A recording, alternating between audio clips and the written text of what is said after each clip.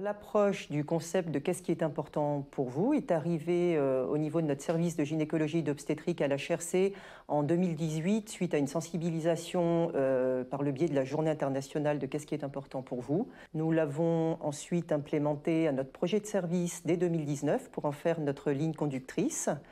Ensuite, s'en est suivi une première phase en salle d'accouchement sur l'une de nos 3 unités, où nous l'avons intégré à nos transmissions orales, à nos documents de transmission écrits également. Et suite à ça, une sensibilisation pour l'intégralité du personnel avec un déploiement prévu dans les unités stationnaires en 2022. Alors, cette approche a complètement changé notre fonctionnement au niveau de l'équipe médico-soignante, puisque nous ne nous basons plus maintenant uniquement sur un dossier médical et sur des facteurs de risque, mais également et surtout sur ce qui est important pour la femme, pour le couple, par rapport à son projet de naissance, ce qui nous permet finalement de partir de ces données-là, d'être au plus près de ce qui est important pour le couple, ce qui est un facteur extrêmement rassurant pour eux. Et lorsqu'un couple et une patiente est rassuré, la suite et l'accompagnement se passent beaucoup mieux. Je m'appelle Tania, je suis venue à l'hôpital Riviera-Chablais pour l'accouchement de ma fille Télia le 14 mai 2021. Donc, j'habite Sierre et j'ai décidé de venir accoucher à l'hôpital Riviera-Chablais justement parce qu'il y a cette approche de respect, parce que il y a aussi une approche de pro-AVAC, donc les accouchements par voie basse après césarienne. Et également aussi parce que les doulas sont acceptées. Surtout quand on a eu un premier accouchement traumatique, c'est vraiment...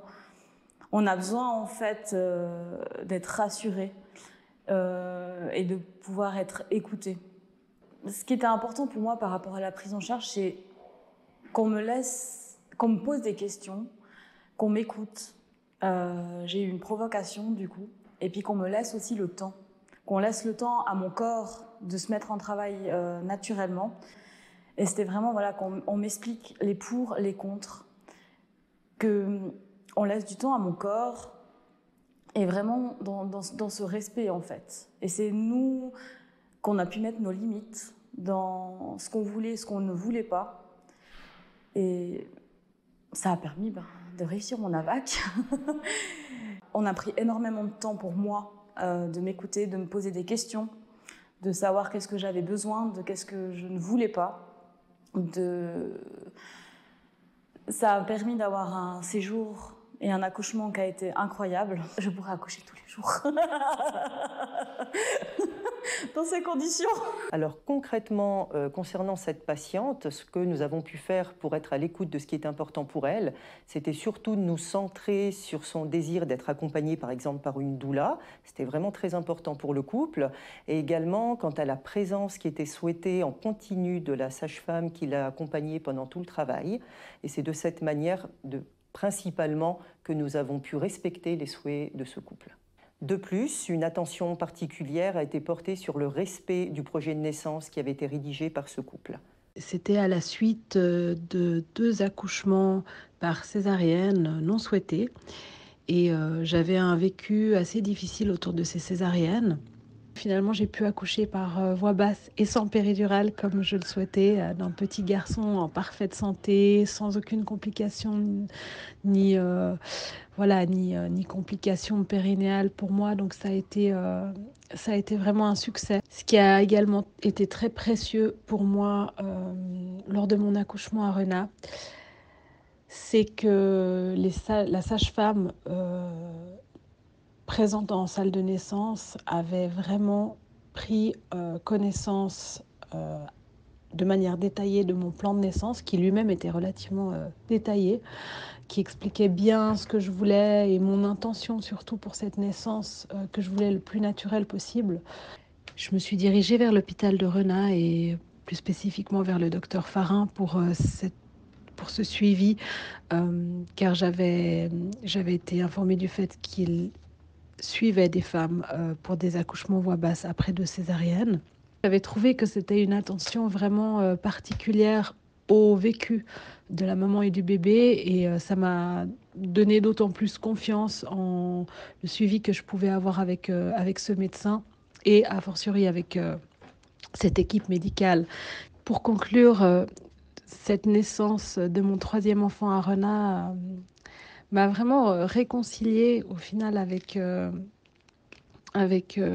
l'univers hospitalier. Ce qui se passe à Rena en termes de naissance après 2 césariennes est vraiment ce qui devrait se passer dans toutes les maternités, c'est-à-dire déjà donner aux mères l'information juste, à savoir qu'il n'y a pas de contre-indication a priori à ce qu'elles accouchent par voie basse, leur donner confiance, leur respecter leurs souhaits et leur plan de naissance dans la mesure où, bien sûr, ils sont faisables au regard de l'expérience des médecins et de la littérature. Alors l'approche, qu'est-ce qui est important pour vous? Je trouve modifie énormément de choses dans notre prise en charge. D'un point de vue médical, on est souvent bloqué sur des guidelines ou sur la littérature médicale et on a tendance à oublier peut-être ce que souhaitent les femmes.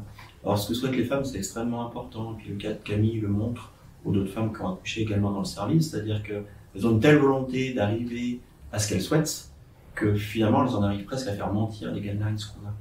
Et donc c'est extrêmement important de leur laisser toute cette place-là, de les écouter et d'essayer de faire tout ce que l'on peut pour qu'elles arrivent à ce qu'elles souhaitent. La première des choses, c'est recevoir ces femmes et écouter ce qu'elles ont à dire et ce dont elles ont besoin. À partir de là, le travail médical, c'est d'expliquer ce que décrit la littérature, ce qui est possible de faire et de voir comment ce qu'on sait d'un point de vue médical peut s'adapter aux souhaits de la patiente. Or, finalement, en discutant avec elles, en leur expliquant pourquoi ces guidelines expliquent, pourquoi on a certains critères médicaux pour autoriser ou permettre certains accouchements ou non, cette compréhension-là leur permettait d'aller dans le sens de leurs recommandations médicales, mais tout en gardant pour elles cette sécurité, c'est-à-dire qu'elles comprenaient pourquoi on leur proposait plutôt cette alternative plutôt que ce qu'elles souhaitaient initialement. Dans le cas de Camille, on a pu effectivement discuter en consultation. Elle est venue avec ses idées sur un accouchement voix basse après 2 césariennes. Et en regard, j'ai pu expliquer ce qu'on avait dans la littérature, mais qui finalement confortait sa demande, même si c'est peu connu, c'est vrai. Elle a pu se sentir écoutée et on a pu aller dans le sens de son projet de naissance. Incorporer qu'est-ce qui est important pour vous lors des consultations, c'est aussi accepter d'être un peu bousculé dans ses convictions et même dans sa formation de base. C'est-à-dire qu'on pense toujours savoir ce qui est bon pour le patient parce qu'on a toutes ces connaissances scientifiques. Au fond, ce qui est bon pour le patient, c'est ce que souhaite le patient. Et donc, c'est plutôt à nous de nous adapter sur cette base de qu'est-ce qui est important pour vous, plutôt que nous adapter les patients aux soins qu'on prédit. Dans le cas particulier, par exemple, des accouchements voix basse après 2 césariennes, ce qu'on a observé chez les femmes qui ont accouché dans notre salle d'accouchement, c'est qu'elles ont accouché beaucoup mieux et beaucoup plus vite même que des femmes qui avaient accouché de plusieurs enfants avant. Et je pense que cette force qu'ont les femmes de vouloir accoucher de la façon dont elles le souhaitent, c'est vraiment quelque chose à respecter et à protéger pour arriver à effectivement de beaux accouchements. Concernant l'adaptation auprès de nos collaborateurs médico-soignants, en première intention, ça a été d'abord la nécessité de leur expliquer pourquoi nous mettons l'accent sur ce qui était important pour les couples. L'adhésion n'a pas été immédiate, il a fallu un temps d'adaptation, un temps de formation. Et aujourd'hui, ce qui est plutôt très agréable, c'est que c'est devenu une systématique dans notre manière de travailler. Et les collaborateurs, maintenant, sont les premiers à aller rechercher l'information de ce qui est important pour les couples.